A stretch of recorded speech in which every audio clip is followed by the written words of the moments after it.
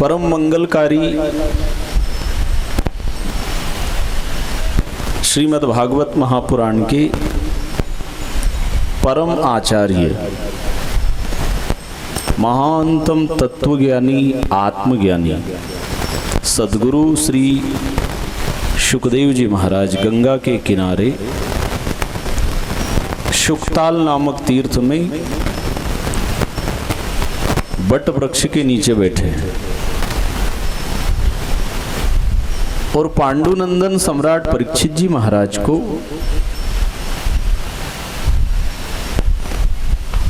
परमपिता परमात्मा की पतित पावनी कथा सुनाते हुए समझा रहे हैं।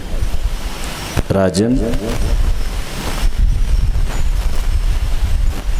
परमात्मा के बनाए संसार में प्रत्येक मनुष्य को सावधान रहना चाहिए। क्यों? ये मृत्यु लोक है।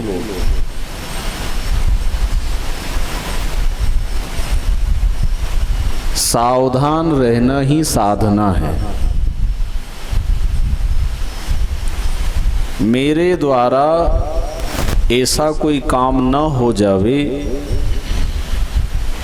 जो शास्त्र और संत ने मना किया है। अगर थोड़ी भी सावधानी हटी तो दुर्घटना घटी। ये कथा, ये मंदिर, ये तीर्थ, ये साधु संत महापुरुष हमें सावधान करने के लिए ही आते हैं। इस संसार में आए हो, थोड़ी भी असावधानी अगर रखी तो खतरा हो सकता है।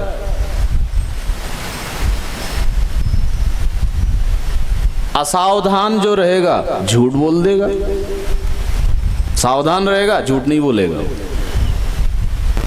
यही तो साधना है। हम घंटों माला फेरेंगे, जाप करेंगे, ध्यान करेंगे और उठने के बाद अगर झूठ बोल दिया तो क्या फायदा? चाहे माला ना जपो, चाहे ध्यान ना करो, झूठ मत बोलो। जो सावधान रहेगा झूठ नहीं बोलेगा, चोरी नहीं करेगा, निंदा नहीं करेगा, चुगली नहीं करेगा, नशा नहीं करेगा, किसी को धोखा नहीं देगा, किसी का अनादर नहीं करेगा। यही तो तपस्या है। राजा को कह रहे हैं परीक्षित जी को, तुमने सावधानी नहीं रखी, ऋषि के गले में सांप डाल दिया। अरे ऋषि के गले में माला डाले कि सांप डाले?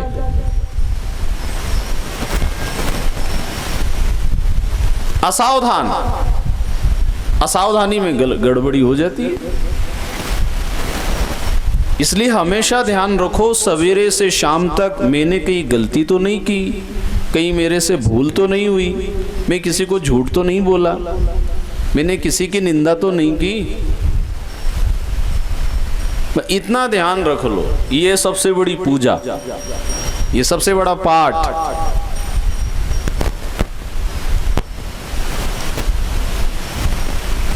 सावधान रहो, नजर रखो अपने आप पे। मेरी आंख क्या देख रही है, मेरे कान क्या सुन रहे हैं, मैं क्या बोल रहा हूं, मैं बैठा कहां हूं। सावधान।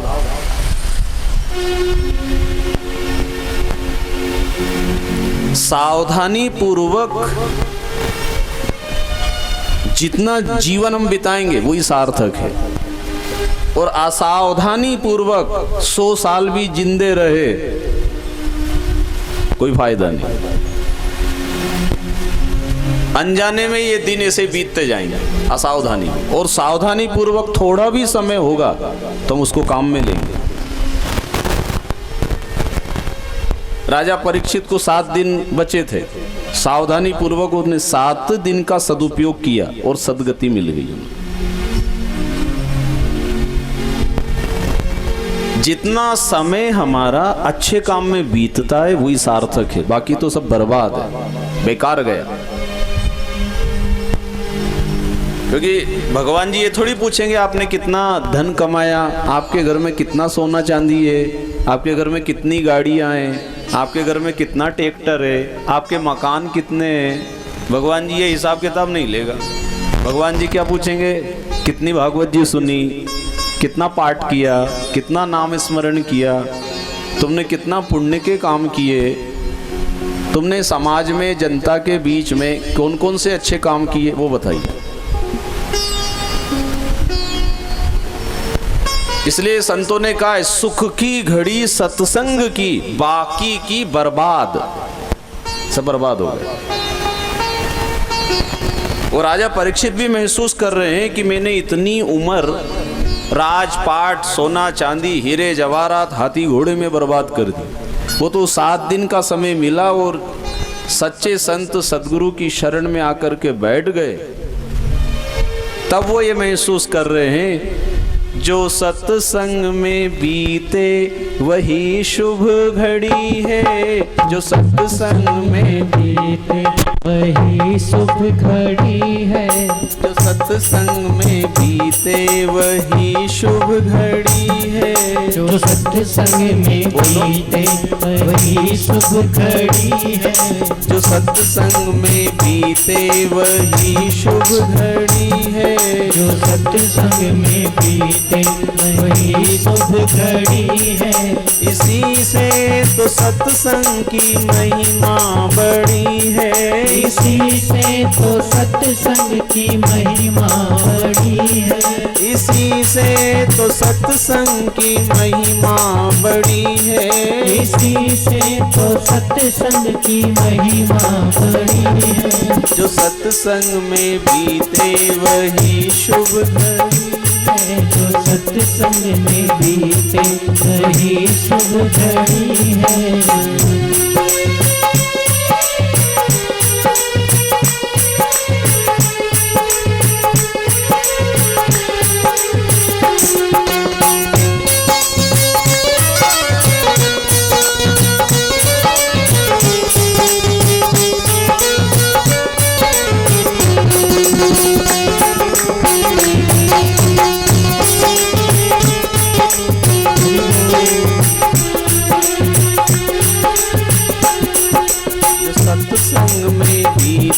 वही शुभ घड़ी है, जो सत्संग में बीते वही शुभ घड़ी है, जो सत्संग में बीते वही शुभ घड़ी है, जो सत्संग में बीते वही शुभ घड़ी है।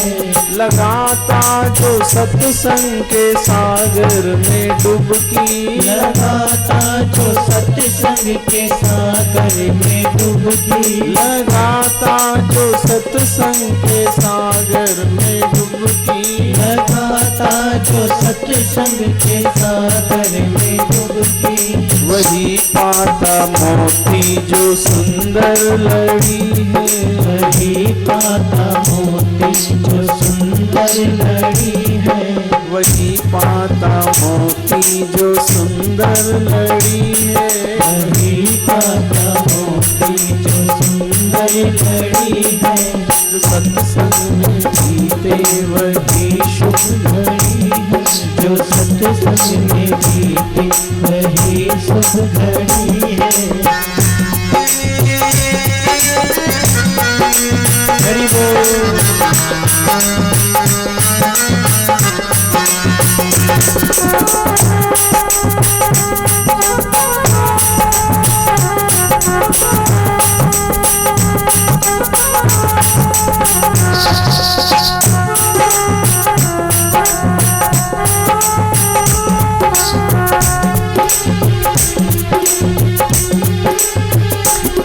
जो पापी भी थे वो हुए क्षण में पावन, जो पापी भी थे वो हुए क्षण में पावन, जो पापी भी थे वो हुए क्षण में पावन, जो पापी भी थे वो हुए क्षण में पावन।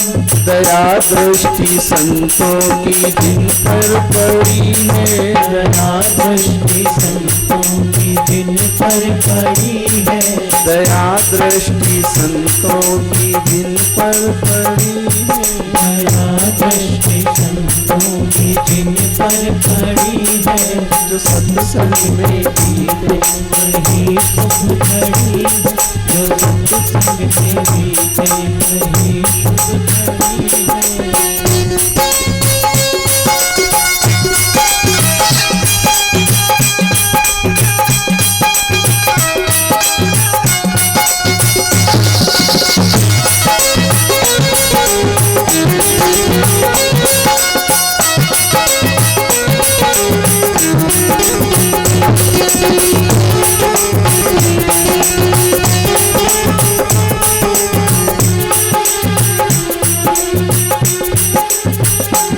भक्तवत्सल भगवान की जय। ऐसा सत्संग की घड़ी शुभ घड़ी मानी गई है।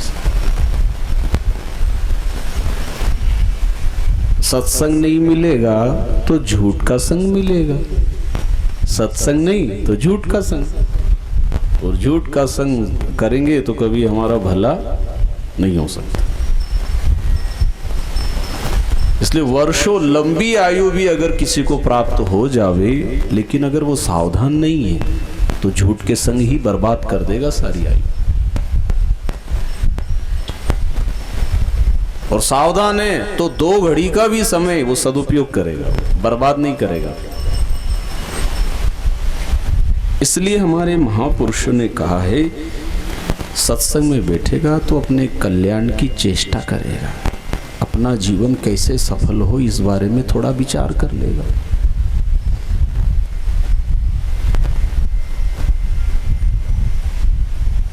जीवन में हमने कितने संतों को, महापुरुषों को सुना, कितनी पुस्तकें पढ़ी, कितने भजन हमने सबने गाए सुने। विचार करो, इन सब बातों पे हमारा विश्वास 100% है? जैसा हम सुन रहे हैं, क्या इन बातों पे हमारा अटूट विश्वास है? अगर अटूट विश्वास होता तो ईश्वर को पाने की जो तड़प होना चाहिए तो पैदा हो जाती। बात समझ में आ रही? ईश्वर को पाने की जो एक प्रबल इच्छा होना चाहिए, वो इच्छा है पर प्रबल नहीं है। मिल जाए तो ठीक है, और नहीं मिले तो काम तो चल ही रहा है। भाई जनाबाई, तुकाराम जी, ज्ञानेश्वर जी, मीराबाई, इनको तड़प थी भीतर, मतलब प्रबल इच्छा थी कि जैसा हम भगवान के बारे में सुन रहे हैं कि उनकी प्राप्ति हो जावे, उनकी भक्ति कर लो, उनके दर्शन हो जावे तो जीवन सफल हो जाएगा। खूब नाम जप करो, खूब ध्यान करो, भगवान से जो आनंद मिलता है वो संसार में नहीं है। ये हम सुन रहे हैं, लेकिन हमारा भरोसा कहाँ है इतना? इससे लगता है कि सुनी हुई बातों पे हमारा 100% विश्वास नहीं है।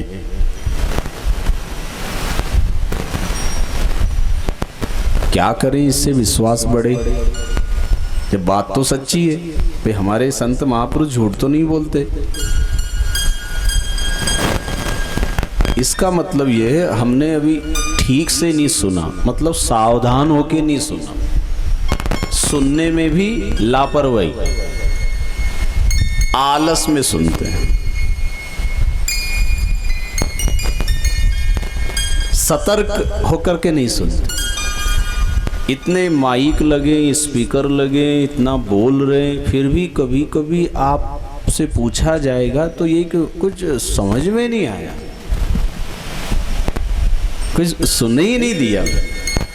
और घर में कभी कभी कोई बात होती हो तो ये बात कर रहे आगे बैठ के, और ये पीछे बर्तन मांजते मांजते कह रहे सब सुना गई मेरे को,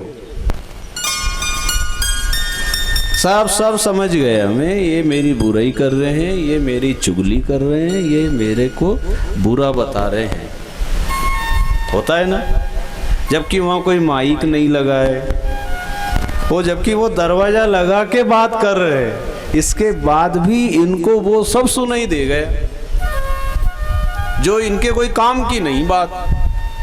और जो काम की खास बात है, माइक लगा लगा के, चिल्ला चिल्ला के, और मैं ही नहीं बोल रहा हूँ, ये मेरे पहले भी कई बोल बोल के चले गए, फिर भी हमने उन बातों पे कहाँ ध्यान दिया, कहाँ समझ में आया। इसका मतलब सावधान होके नहीं सुनते हमसे। इसलिए कथा में तो इतनी सावधानी, ये मेरे से ही कह रहे हैं, इस भाव से सुनना चाहिए। आस पड़ोस में नहीं देखना कि ये इनसे कह रहे होंगे, नहीं, ये मेरे से कह रहे, मेरे को करना है, सावधान मेरे को रहना है। हम क्या दूसरे का ध्यान कर ले, हाँ हमारे पड़ोस में है ना वो ऐसा ही है, वो तो हम कितने अच्छे हैं। परीक्षित जी को कथा से समझाया, राजन एक भी शब्द इधर उधर ना जावे, तुम पूरे शब्दों को ध्यान से सुनना। क्यों? गुरु के मुख से निकला हर वचन वरदान होता है, और सुनकर के जो चल पड़े वही विद्वान होता है। सुन करके उस मार्ग पे चलना भी है हमको, खाली सुनना नहीं है। सुनने से किसी का भला नहीं होगा, सुन करके अमल करें, मतलब आचरण में आ जाए, वैसा हम करने लग जाए। सुनते हैं करने के लिए, सुनते जाओ और करना धरना कुछ नहीं, जैसे के तैसे ही रहे तो क्या फायदा। थोड़ा सुनो पर सावधान होकर के सुनो। लापरवाही से सुना हुआ ब्रह्म ज्ञान भी किसी काम का नहीं। कोई कितना बड़ा भी वक्ता आ जावे, कितना बड़ा ब्रह्म ज्ञानी भी आ जावे और वो सुना भी दे, लेकिन हम अगर ध्यान से नहीं सुनते, लापरवाही से सुन रहे हैं, तो कोई फायदा नहीं। इसलिए सावधान। गाड़ी चलाते जब कितनी सावधानी रखते, थोड़ा भी अगर स्टीयरिंग थोड़ा भी इधर उधर नजर हम चूक जाएं, हाईवे है, खतरा, एक्सीडेंट हो जाते हैं। ऐसे ये जीवन की यात्रा आप हम सब की चल रही है, सावधानी पूर्वक, मेरे से कुछ गलत ना हो बस।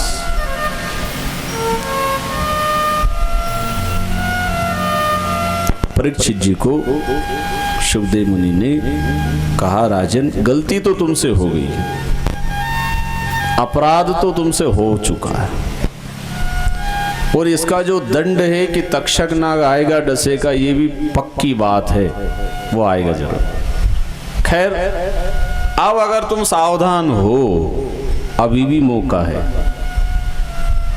गलती हो जाना, भूल हो जाना इतना बड़ा अपराध नहीं है। गलती करके स्वीकार ना करे, ये बड़ा अपराध है। कबूल तो करो कि हाँ गलती हुई। कोई ऐसे बेईमान है, गलती करते जा रहे हैं फिर भी कबूल नहीं हो रहे, मैंने कहा किया, कर रहे गलत, फिर भी स्वीकार नहीं करते, ये बात ठीक नहीं है। स्वीकार कर लो उसको। तो परीक्षित जी को कहा, तुमने ये स्वीकार कर लिया है तो तुम्हारा आधा पाप अपराध तो यूं कम हो गया। कि मान तो रहे हो कि हाँ मैं अपराधी हूं, मैंने ऋषि के गले में सांप डाला। अपने दोष प्रतिदिन देखो, अपने अवगुण, अपनी बुराई आत्मनिरीक्षण करो, परीक्षण करो। दिन भर में मैंने कैसा व्यवहार किया है,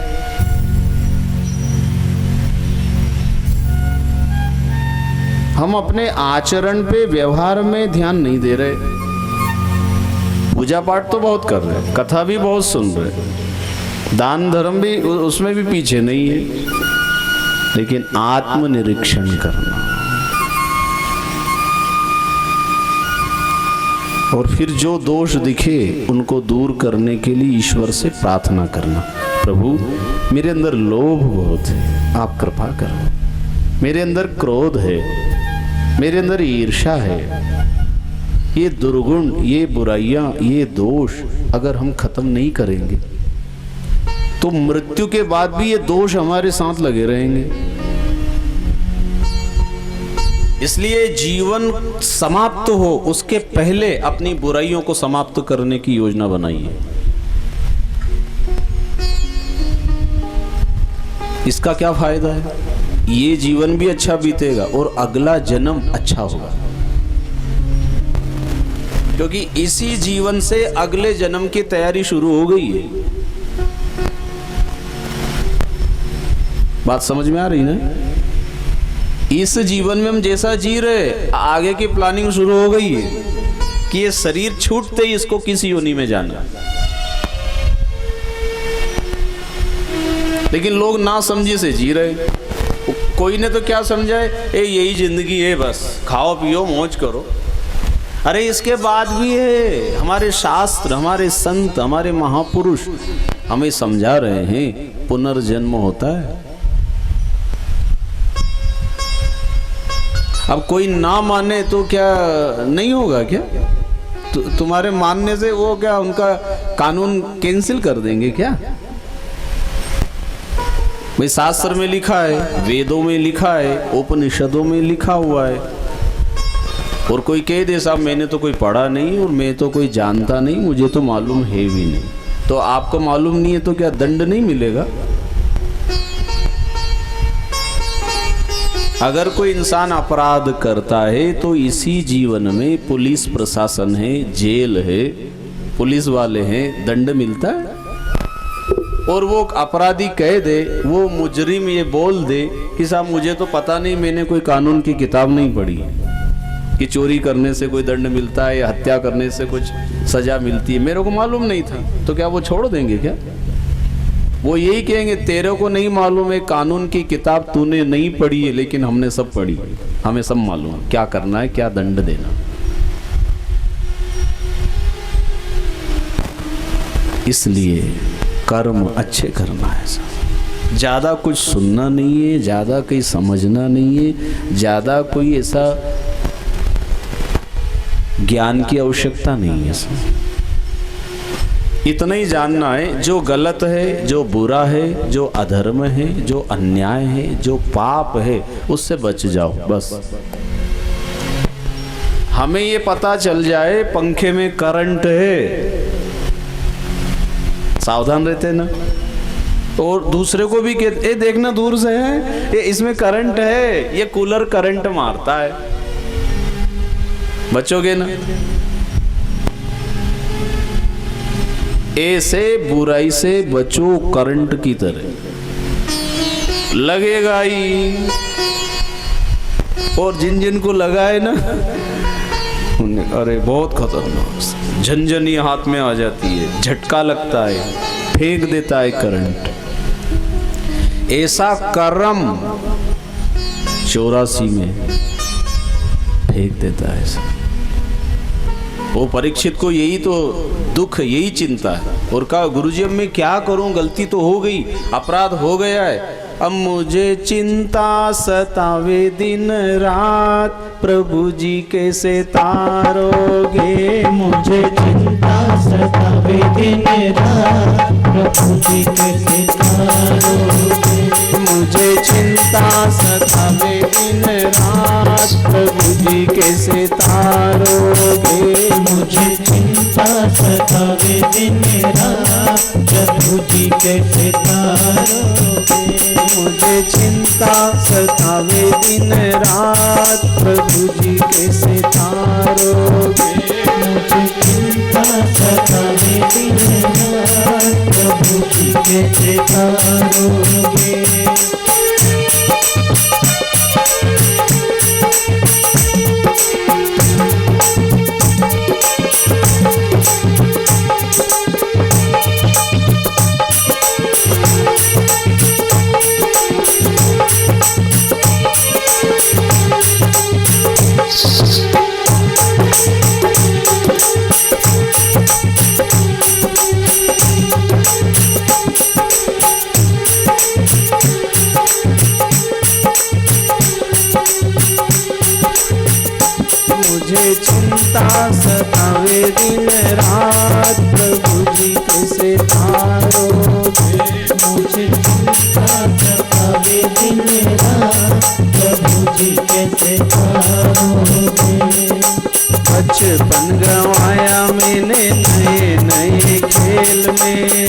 बचपन गवाया मैंने नए नए खेल में, बचपन गंवाया मैंने नए नए खेल में, बचपन गवाया मैंने नए नए खेल में। न पूजन किया न कोई पाठ, प्रभु जी कैसे तारोगे, ना पूजन किया ना कोई पाठ, प्रभु जी कैसे तारोगे।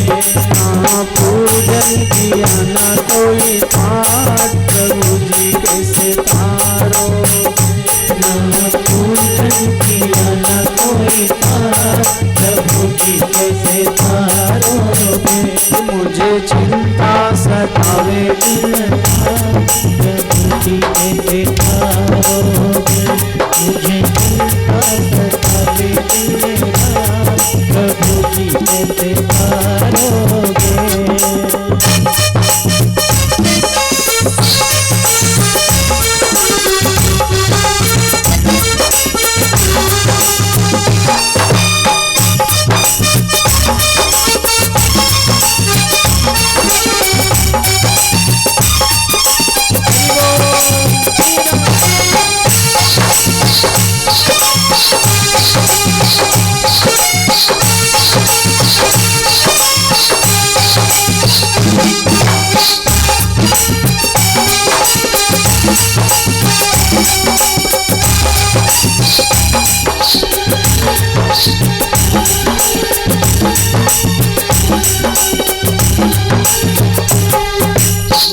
वत्सल भगवान की ऐसी चिंता खड़ी हो जाना चाहिए।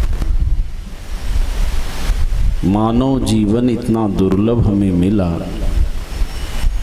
और एक दिन ये छूटेगा जरूर, इसलिए प्रतिदिन आत्मनिरीक्षण अपना परीक्षण करो और धीरे धीरे उसमें सुधार ला करके जीवन को सफल बनाओ।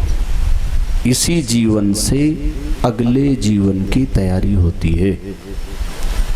तो परीक्षित जी ने कहा, गुरुजी अब आप मुझे ऐसी कथा सुनाओ जिससे मेरे अंदर जो दोष है, दुर्गुण है, बुराइयां हैं, वो दूर हो सके।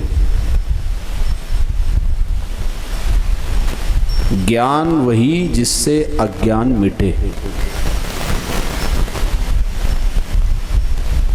अगर हमारा अज्ञान ना मिटे तो कितनी भी पुस्तकें पढ़ लो, सब बकवास।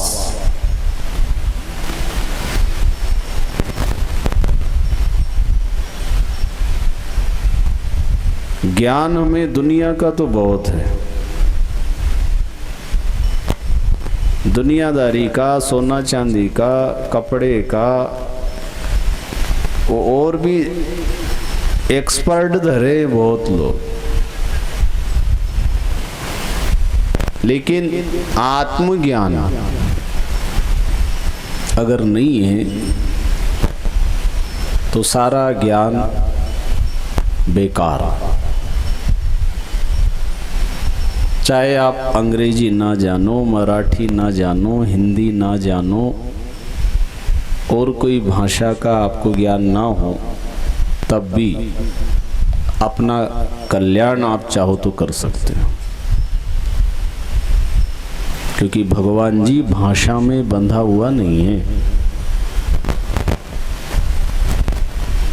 क्योंकि दुनिया में कितनी भाषाएं हैं,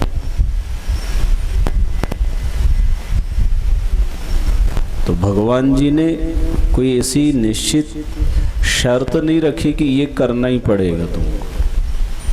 क्योंकि भगवान जी सब भाषाओं को जानते, बहुत पढ़े लिखे हैं। भगवान जी तो सर्वज्ञ हैं, सर्वभाषाविद है। यहाँ तक कि बिना भाषा के भी प्रभु सुनते हैं। कोई शब्द ना बोलो तब भी वो जानते हैं। अंतर्यामी कहते हैं ना उनको।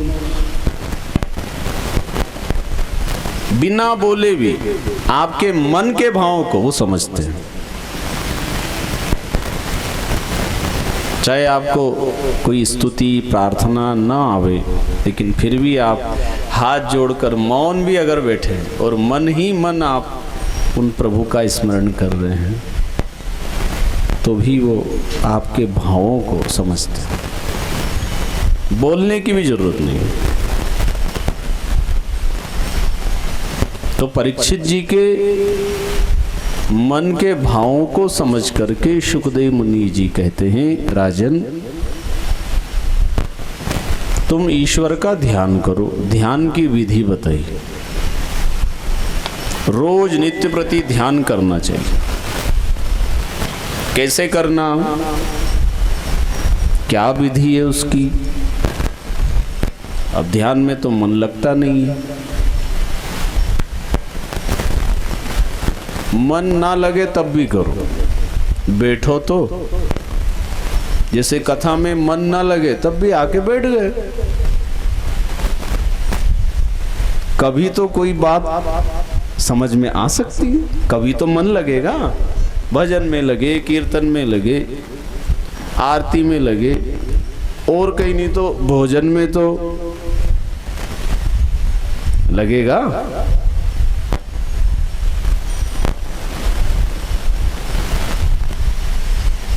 मन की आदत न होने से नहीं लगता है।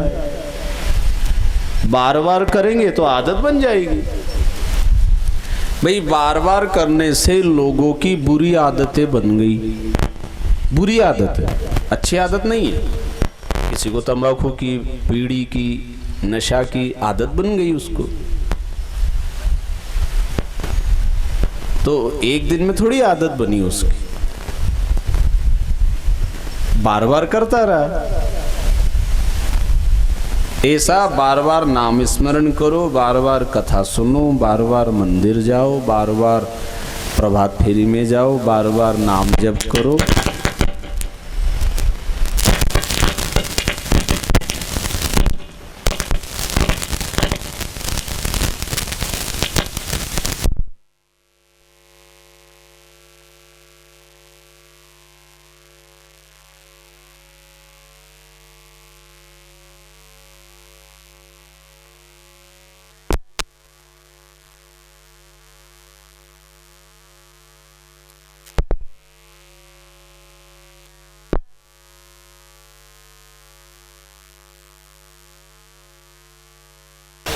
राम कृष्ण हरि जय जय राम कृष्ण हरि।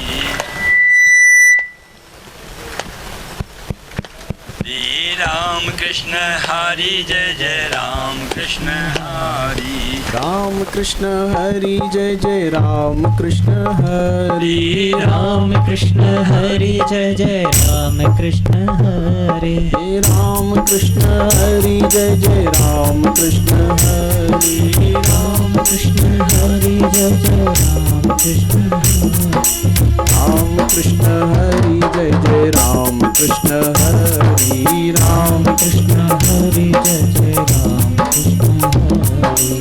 राम कृष्ण हरि जय जय राम कृष्ण हरि। राम कृष्ण हरि जय जय राम कृष्ण हरि। राम कृष्ण हरि जय जय राम कृष्ण हरि। राम कृष्ण हरि जय जय राम कृष्ण हरि। राम कृष्ण हरि जय जय राम कृष्ण हरि। राम कृष्ण हरि जय जय राम कृष्ण हरि। राम कृष्ण हरि जय जय राम कृष्ण हरि। राम कृष्ण हरि जय जय राम कृष्ण हरि। राम कृष्ण हरि जय जय राम कृष्ण हरि। राम कृष्ण हरि जय जय राम कृष्ण हरि। बोलो राम कृष्ण देव की। तो ध्यान लगाने में बाधाएं तो बहुत आती है। अभी बात ही कर रहे थे, उतने में माइक गड़बड़ हो गया।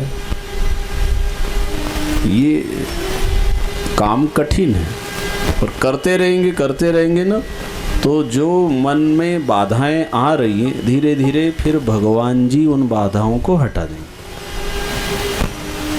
भगवान भी देखते इसके अंदर सच्ची लगन है या नहीं है।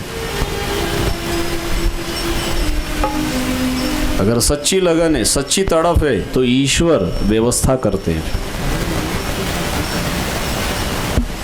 आप सबकी सच्ची लगन है तो यहाँ आने की व्यवस्था है ना।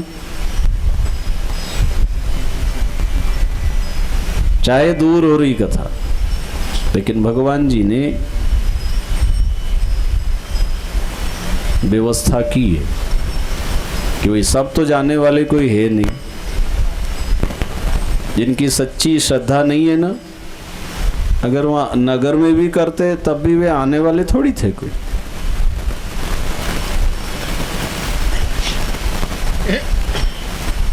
सच्ची श्रद्धा है, ईश्वर व्यवस्था करते हैं।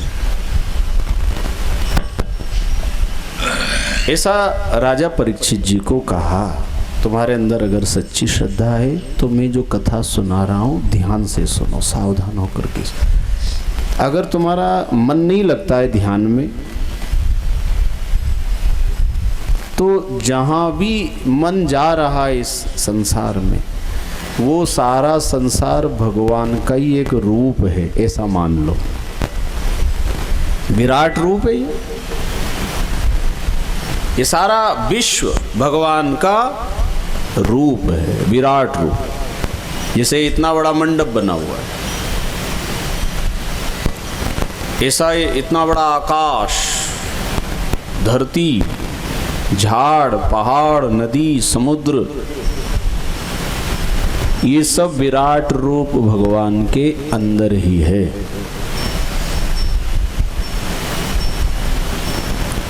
उन्होंने सृष्टि की उत्पत्ति की कथा सुनाई कि ऐसे कैसे मान ले, ये सब भगवान का ही है। मन पे असर नहीं होता कभी कभी, मन मानता नहीं है बात, उसको चाहिए सबूत, तब वो मानेगा हाँ अब समझ में आया मुझे। तो का भगवान से ही सारी दुनिया बनी है, भगवान ही ये संसार का एक रूप है। सिया राम मैं सब जग जानी, हरि व्यापक सर्वत्र समाना, वासुदेव सर्वम इति, जले विष्णु थले विष्णु, विष्णु पर्वत मस्तके, जग में जनार्दन है भरा, लेकिन नजर आता नहीं।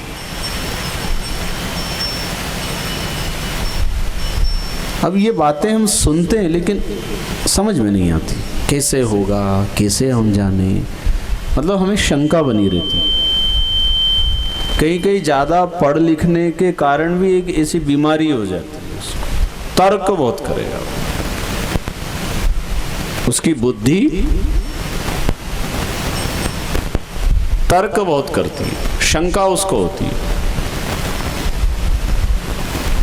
दोष देखने की आदत आ जाती, थोड़ा भी ज्ञान होगा ना तो बुराई देखना शुरू करेगा, जबकि ज्ञानी व्यक्ति को तो अच्छे गुणों को देखना चाहिए।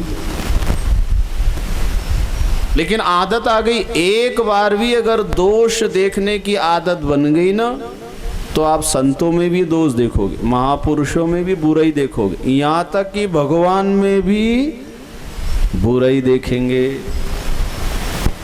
आदत बन गई ना, वो संसार की भी निंदा करेगा, भगवान ने बहुत बुरा संसार बनाया है। जबकि भगवान जी कह रहे अरे संसार तो मैंने सुख रूप बनाया, तुम्हारे पुण्यों के सुख भोगने के लिए संसार में मैंने सुख ही सुख दिया है।